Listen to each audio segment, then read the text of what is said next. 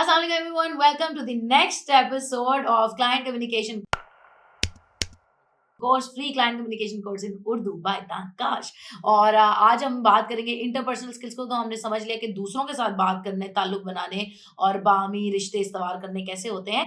अब जरूरी है कि इंसान अपने साथ किस तरह ताल्लुक बनाए। इंट्रापर्सनल स्किल्स क्या होते हैं, अपने माइंड को कैसे डील करना है, अपने हार्ट को कैसे डील करना है, कॉन्फ्लिक्ट में, परेशानी में, मसले में, इमरजेंसी में, खुशी में, एक्साइटमेंट में आपने अपने आप को कैसे मैनेज करना है। और ये स्किल आपका कितना स्ट्रांग है ये डिटरमिन करता है कि आप कितने इमोशनली इंटेलिजेंट हैं।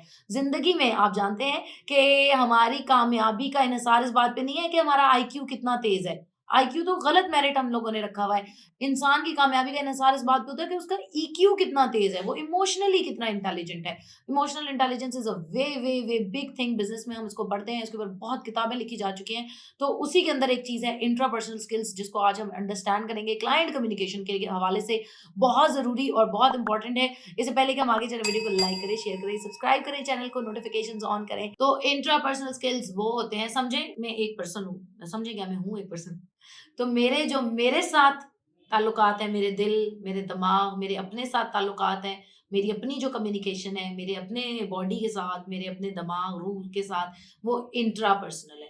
और जो मेरी आपसे, इससे, इससे, किसी से भी कोई कम्युनिकेशन है, वो इंटरपर्सनल है, ठीक है? सो इंटरपर्सनल एंड इंट्रापर्सनल का डिफरेंस हमें क्लियर हो गया। अब देखते हैं कि इंट्रापर्सनल स्किल्स ज़रूरी क्यों हैं? Why are intrapersonal skills important? क्योंकि जब तक इंसान का अपने साथ ताल्लुक, अपने ऊपर कंट्रोल, अपने ऊपर काबू सही नहीं होगा, तब तक वो किसी और से कुछ भी एक्सपेक्ट नहीं कर सकता। हमारे इख्तियार में हमारा अपना आप है। कम अज कम हम अपने आप को तो सही रास्ते पे चलाएं। कहते हैं कि खुशी, हैप्पीनेस कोई एक्सटर्नल थिंग नहीं है, वो हमें कोई और नहीं दे सकता। हम कहते हैं फलां की वजह से मैं उदास हूँ, फलां ने मेरी खुशियां छीन ली। भाई कोई आपकी खुशी आपसे नहीं छीन सकता। खुशी एक फीलिंग है। अभी ऐसे करें, करें ना, करते रहें 3-4 सेकंड के लिए।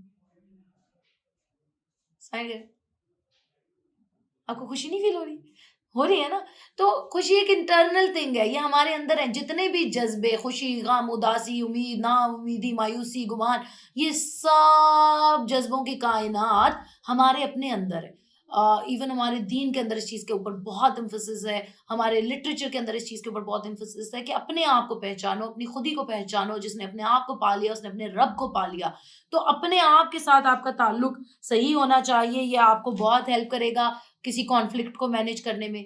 किसी मसले में आप पड़ गए हैं और अगर आपके नर्व्स स्ट्रांग हैं, आप अपने आप में पूरे हैं, तो किसी की मजाल नहीं कि वो आपको कुछ कह सके। लेकिन अगर आप खुद ही नर्वस हैं, खुद ही डरे हुए हैं, तो लोग तो आपको ज़रूर डराएँगे। तो लोगों को छोड़ के अपने आप के साथ जो हमारा ताल्लुक है, वो हमें कामयाब होने में सबसे ज़्यादा हेल्प करता है। चाहे हम क्लाइंट को, फॉर एग्ज़ाम्पल इंटरपर्सनल स्किल की इम्पोर्टेंस की मिसाल है कि अगर मुझे कॉन्फिडेंस है कि मेरा काम 2 लाख का है, मिसाल दे रही हूँ। मुझे कॉन्फिडेंस है कि यार ये जो ई-बुक मुझसे कह रहा है क्लाइंट, मैं इसे 2 लाख रुपए की दूँगी और मेरी जो quality of writing of e-book है, उसकी 2 लाख वर्थ है। अगर तो मैं ज़ाती तौर पे इस बात पे ईमान और यकीन रखती हूँ कि मेरी क्वालिटी ऑफ राइटिंग और मेरी ई-बुक के अंदर इतनी वर्थ है, तो मैं ईज़िली क्लाइंट को कहूँगी, यार ये तुम्हें 2 लाख का पड़ेगा, वो मुझे हँस के पैसे दे देगा। लेकिन अगर मैं खुद श्योर नहीं हूँ अपनी क्वालिटी ऑफ राइटिंग और मुझे लग रहा है 2 लाख तो बहुत ज़्यादा होते हैं, इतने तो ये कभी भी नहीं देगा, इतना तो मेरा काम ही नहीं है, तो वो मुझे नहीं देगा। सो आप पैसे कमाना चाहते हैं, आप कामयाब होना चाहते हैं, आप ज़िंदगी में आगे बढ़ना चाहते हैं, तो सबसे पहली शर्त ये है कि आपका अपने ऊपर बिलीफ हो, एतमाद हो और क्लियर हो आप अपने बारे में कि मैं कौन हूँ, मैं क्या चाहता हूँ और ये सब चीज़ें, ठीक है? सो अब इंट्रापर्सनल स्किल्स में क्या-क्या चीज़ें आ जाती हैं, वो चीज़ें जो हमारी अपने साथ हैं। सेल्फ डिसिप्लिन फॉर एग्जांपल सबसे ज़रूरी चीज़ कि हमारा अपने ऊपर कंट्रोल कितना है। हम अपने आप को किसी चीज़ से रोक सकते हैं या नहीं रोक सकते। कि अगर मैंने अपने लिए टारगेट रखा हुआ है कि मैंने 10 वीडियोज़ देख के सोना है, तो ये तो नहीं कि मैं दूसरी वीडियो देखने के बाद अब मैं कहीं मूवी लगा के बैठ गया हूँ और मैं कहीं लैपटॉप बंद करके कॉफ़ी पीने चला गया हूँ और दोस्तों के साथ खेलने चला गया हूँ। तो आपका अपने ऊपर कंट्रोल कितना है। फॉर एग्जांपल सेल्फ डिसिप्लिन की अच्छी मिसाल है इस तरह की एडिक्टिव हैबिट्स जैसे चाय है, सिगरेट नोशी है, कुछ भी, क्या हम उनके ऊपर कितना कंट्रोल कर सकते हैं कि क्या मैं इतना कंट्रोल कर सकता हूँ अपने आप को कि मैं अगर दिन में 8 दफ़ा चाय पीता हूँ, तो मैं 4 दफ़ा पी लूँ। अगर मैं तम्बाकू नोशी करता हूँ, तो मैं उसको छोड़ दूँ या कम कर लूँ। तो इंसान का अपने ऊपर सेल्फ डिसिप्लिन होना सबसे ज़्यादा ज़रूरी है और ये एक ऐसा ज़ाब्ता है ऑब्वियसली जो हमें मुनज़्ज़म करने में और कामयाब होने में सबसे ज़्यादा मदद करेगा। अगर हम अपने आप को खुद ठीक कर सकते हैं, कोई और कभी किसी को ठीक नहीं कर सकता। डंडे के ज़ोर से अगर कोई आपको ठीक कर लेगा तो आप कितना अरसा ठीक रह लेंगे। लेकिन अगर आप खुद से चेंज इज़ विदिन, जो आपके अंदर से तब्दीली आएगी, जो आपके अपनी अंडरस्टैंड आपका दिमाग और दिल और आपकी रूह इस बात पे राज़ी होंगे कि हाँ जी, ये मेरी गलत आदत है, मैंने इसको ठीक करना है वरना मेरा नुकसान हो रहा है और मैं अपने फ़ायदे के लिए इस आदत को ठीक कर रहा हूँ। तो आप जो दिल से अपने अंदर तब्दीली लाएँगे, वो हमेशा अच्छी होगी, लॉन्ग लास्टिंग होगी। फिर नेक्स्ट चीज़ आ जाती है जी परसिस्टेंस, कि आप किसी काम को लेकर कितने कंसिस्टेंट हैं और किस हद तक जा सकते हैं। मैंने देखा है पर्टिकुलरली इंडियंस के अंदर, इंटरनेशनल मार्केट में जब हमने काम किया, तो मैंने देखा कि इंडियंस के अंदर बहुत परसिस्टेंस है, कि उनको कोई काम दे दिया जाए तो वो काम से हाथ नहीं उठाते। वो पड़े रहेंगे, उसके पीछे पड़े रहेंगे, पड़े रहेंगे, पड़े रहेंगे, करके छोड़ेंगे। मैं किसी को किसी से ज़्यादा ये कम नहीं कहना चाह रही हूँ, लेकिन मेरी एक पर्सनल एक्सपीरियंस है जो मैंने देखा कि बी एज़ हम पाकिस्तानीज़, हम काम को लटका भी देते हैं, छोड़ भी देते हैं, भूल भी जाते हैं। लेकिन इंडियंस को मैंने देखा कि वो बहुत परसिस्टेंट है, इसीलिए तो वो इतने आगे गए हैं आईटी की इंडस्ट्री में, कि वो काम का पीछा नहीं छोड़ते। फिर आ गया ओपननेस टू न्यू आइडियाज़। दूसरों के साथ तो हम बात करते हुए ओपन रहें लर्निंग के लिए, अपने साथ भी हम बात करते हुए ओपन रहें लर्निंग के लिए, कि ये ना हमेशा सोचते रहें कि मैं ही ठीक था और अगला बंदा ही गलत था। हो सकता है अगला बंदा ठीक हो। तो अपने अंदर जब आप अकेले में बैठे हैं, अपने आप से सोच रहे हैं, तो अगेन वही नैरेटिव्स जो आपको पहले के पता है, वही बार-बार रिपीट ना करते रहें कि मैं तो हमेशा तो ही ठीक हाँ, बाकी सारे गलत ने। नहीं, आप ये भी तो सोचें कि मैं भी गलत हो सकता था। हाँ, मैंने उस वक़्त ओवर रिएक्ट कर दिया। हाँ, ये बात ऐसे भी हो सकती है। लाज़मी नहीं कि जो हिस्ट्री, कल्चर या जो चीज़ें मैं देख रहा हूँ, जिस परसेप्शन से मैं देख रहा हूँ, वैसी ही हों। हो सकता है मैं मज़ीद कुतुब पढ़ूँ, मज़ीद लोगों को एक्सप्लोर करूँ, मज़ीद कल्चर्स में जाऊँ, दुनिया घूमूँ, तो मुझे पता चले कि दु दु चीज़ें तो बिल्कुल और तरीके से भी हो सकती हैं। तो ओपननेस, अपने आप के साथ भी ओपन टू लर्निंग रहना। हर वक़्त अपने आप को सिर्फ़ इस जस्टिफिकेशन में नहीं डालने रखा ना कि मैं ही ठीक था, बल्कि देखना कि मेरे में कहाँ गलती थी, मैं उसको कैसे बेहतर कर सकता हूँ। तभी तो हम आगे बढ़ेंगे। गलती करेंगे, उसको मानेंगे, तो ही उसको ठीक करेंगे। अगर मानेंगे ही नहीं तो ठीक कैसे करेंगे? फिर है हमारे पास एबिलिटी टू ओवरकम डिस्ट्रैक्शंस। ये बहुत, बहुत, बहुत इम्पोर्टेंट चीज़ है और आज के नौजवान के लिए तो बहुत मुश्किल है। हमारी कौम का अटेंशन स्पैन ही इतना सा है। हमारी कौम का नहीं, सॉरी, हमारी इस वक़्त की जो जनरेशन है दुनिया भर में, अटेंशन स्पैन ही 8 सेकंड से भी कम रह गया हुआ है। इसका मतलब है कि हमारी जो यंग जनरेशन, नेक्स्ट जेन्स आ रही हैं, उनको बस हर वक़्त नई से नई चीज़ के पीछे भागते रहना है और बहुत जल्दी डिस्ट्रैक्ट हो जाते हैं। अक्सर हम यूनिवर्सिटीज़ में सेमिनार्स करते हैं या जगहों पे जाते हैं, तो बच्चे कहते हैं मैम हमने को इरादा तो बनाया था, अब फ्री कोर्स है, ठीक है? पूरा कोर्स आपके लिए फ्री बना दिया हुआ है। आप उसको देखें और पैसे कमाएँ, इतना आसान है, इससे ज़्यादा आसान क्या होता? लेकिन वो कहते हैं मैम हमने इरादा तो बनाया था, 2 वीडियोज़ देखी, फिर ना हम क्रिकेट मैच देखने लग गए। 2 वीडियोज़ देखी, फिर मैं ना वो गाना सुनना शुरू किया, फिर वो ऐड आया, मैं वो उसके बाद वो मूवी देखने चला गया। तो ये तो आप लोगों का हाल है, अगर इस तरह आप चलते रहेंगे, तो कोई आपके लिए कुछ नहीं कर सकता। डिस्ट्रैक्शंस अपने अंदर ये कंट्रोल रखें कि हाँ, मैं देखूँगा मूवी भी, मैं देखूँगा गाना भी, मैं डांस भी करूँगा, मैं पार्टी भी करूँगा, मैं गप भी लगाऊँगा दोस्तों से, मैं शुगल भी करूँगा, लेकिन पहले मैं अपना काम मुकम्मल करूँ। मैंने तो अपने लिए यही फ़ॉर्मूला रखा हुआ है आज दिन तक, कि अभी जब मेरी ये सारी वीडियोज़ कंप्लीट हो जाएँगी, तो मैं तसल्ली से किट कैट खाऊँगी कि हाँ, मैंने कुछ कर लिया, मैं किट कैट खा रही हूँ। एक सिर्फ़ रिवॉर्ड थ्योरी है ना, कि आपने जो भी, आपने किसी दोस्त से मिलने जाना है, कोई मूवी का प्लान है, कोई फन करना है, पार्टी करनी है, आप करें पार्टी, ज़रूर करें, लेकिन अपना काम मुकम्मल करें, उसके बाद आपको एक मोटिवेशन भी हो। मेरी तो दिमाग का मसला है, अगर मेरा काम खत्म ना हो तो मैं कुछ भी नहीं कर सकती। तो अपना काम, अपना चीज़ जो आपने अपने लिए डिसाइड की है, वो पहले लिखें, उसको फ़ॉलो करें, उसको मुकम्मल करें। जब वो मुकम्मल हो जाए, फिर आप जो मर्ज़ी करें। तो ये इंसान के इंट्रापर्सनल स्किल्स के अंदर ही आ रहा है कि सेल्फ डिसिप्लिन और सेल्फ कंट्रोल और एबिलिटी टू ओवरकम डिस्ट्रैक्शंस किस हद तक है उसके अंदर। फिर टाइम मैनेजमेंट बहुत इम्पोर्टेंट स्किल है, कि आप अपने वक़्त को, हर इंसान को अल्लाह मियाँ ने वही 24 घंटे दिए हैं। उसी में से लीडर्स भी बनते हैं, हिस्ट्री का कोर्स बदलने वाले लोग भी निकल आते हैं। वो लोग भी उसी टाइम ज़ोन में ज़िंदा हैं जिन्होंने दुनिया ही बदल के रख दी। और उनके कोई सींग नहीं लगे हुए, उनको अल्लाह ने कोई एक्स्ट्रा घंटा नहीं दिया हुआ, एक्स्ट्रा किसी को 1 सेकंड भी नहीं है किसी के पास। सबके पास वही 24 घंटे, वही दिन है, वही रात, वही साल है।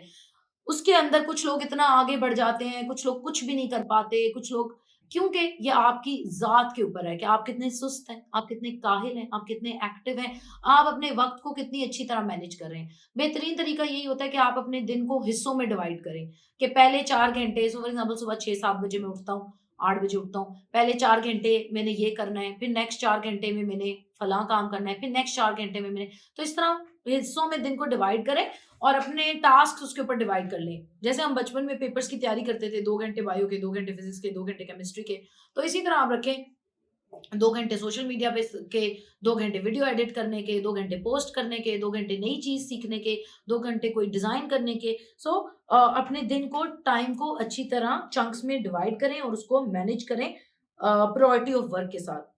अ, फिर है हमारे पास डेलीगेशन, जो बहुत कम है, मैंने देखा है बहुत एनवायरनमेंट्स में, मैंने प्रोफेशनल काम भी किया है, लोगों को ऑब्जर्व भी किया है। लेकिन जो सबसे ज़्यादा जहाँ हम मार खा रहे हैं, वो है कि हम किसी को अपना काम नहीं देना आता हमें। हम चाहते तो हैं कि हमारे सर पे ये 100 किस्म के रोले खुले हुए हैं, अब कोई और भी हमारी जगह ये काम कर ले। लेकिन हम ना ये कॉन्फिडेंस ला पा रहे होते हैं कि अगला बंदा वो काम कर पाएगा, ना हम अपनी ज़ात के ऊपर ये एतमाद रखते हैं कि हम फुल्ली कुल्ली तौर पर अपनी ये बात अगले बंदे तक पहुँचा देंगे और अपनी ये ज़िम्मेदारी उसके सर कर देंगे। तो फिर हम जब डेलीगेट नहीं कर पाते, तो हम उसी में फँसे रहते हैं। फॉर एग्ज़ाम्पल आप प्रोग्रामर हैं, आपने शुरू किया था 2-3 साल हो गए आपको फ्रीलांसिंग करते हुए। आप वेबसाइट बनाते हैं, क्लाइंट को देते हैं, वेबसाइट बनाते हैं, क्लाइंट को देते हैं, मल्टीपल प्रोजेक्ट्स भी कर रहे हैं, अच्छे पैसे कमा रहे हैं, 3-4 लाख, 5 लाख आप कमा लेते हैं। अब आप आगे बढ़ना चाहते हैं। आपके पास और प्रोग्रामर्स भी हैं जो आपके लिए वेबसाइट्स, लेकिन आपको समझ नहीं आती कि मैंने ये इस काम से निकलना कब है और बाहर एजेंसी कैसे बनानी है, क्लाइंट्स को कम्युनिकेट कैसे करना है। मैं एक डेवलपर ही रहूँगा तो एजेंसी कैसे बनाऊँगा?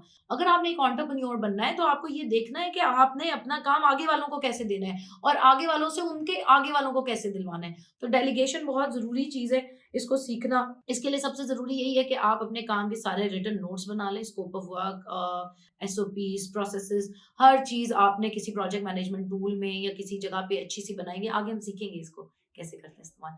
और जब कोई नेक्स्ट आने वाला है तो आपने बस उसे उठा के अपना पलंदा दे देना है कि यार ये काम आज से तुम्हारा है, ये फाइलें तुम्हारी हुई, ये नोट्स तुम्हारे हुए और मैं यहाँ से आज़ाद हूँ।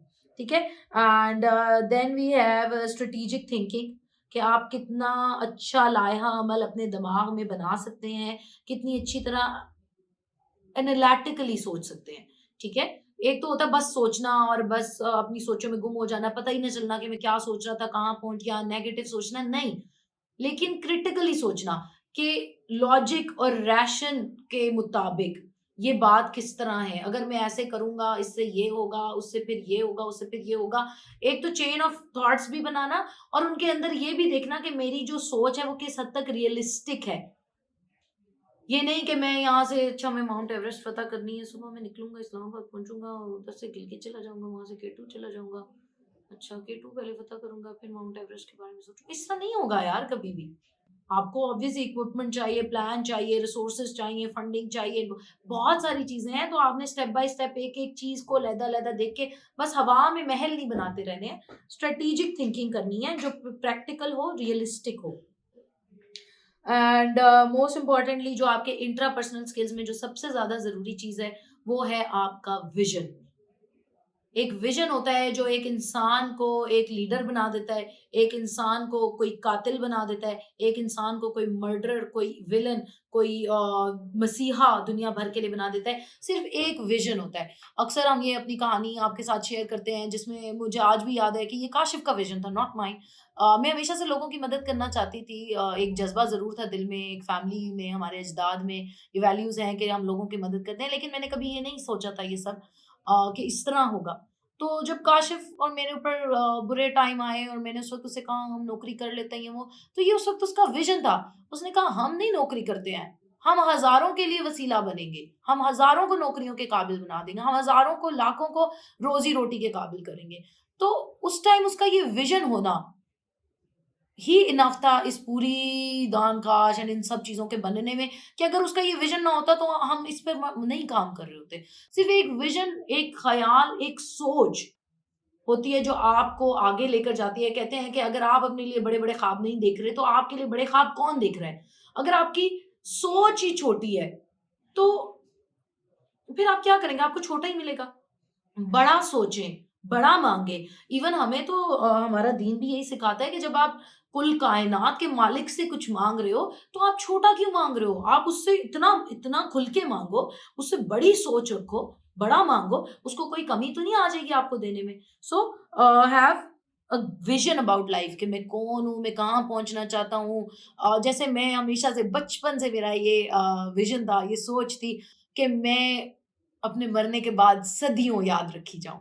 तो अब मुझे नहीं पता मैं इसमें किस हद तक कामयाब हुई हूँ और अभी मेरी ज़िंदगी कुछ बाकी है, तो उसमें मैं लगी रहूँगी इस कोशिश में कि मैं अपनी किताबें छापूँ और लोगों तक अपनी सोच, अपनी जो भी चीज़ें हैं उनको ट्रांसफ़र करती रहूँ, लोगों को एम्पावर करती रहूँ। ये जो दान काश मूवमेंट है, ये मैं और काश तो नहीं है ऑब्वियसली, ये आप सब हैं कि आपके घर चलें, आपके किचन चलें, आपके वसाइल अच्छे हों, आपके मसाइल हल हों, तो हम मर भी जाएँगे, चले भी जाएँगे, ये सिस्टम यही रहेगा, हम ना होंगे, हमसा कोई और होगा, अहले शहर तो कहने को फसाने माँगे।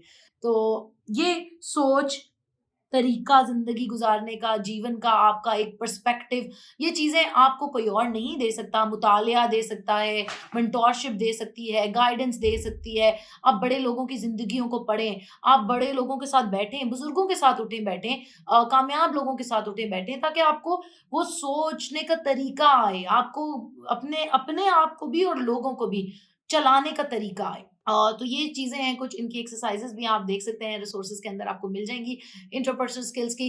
और this is the end of this video.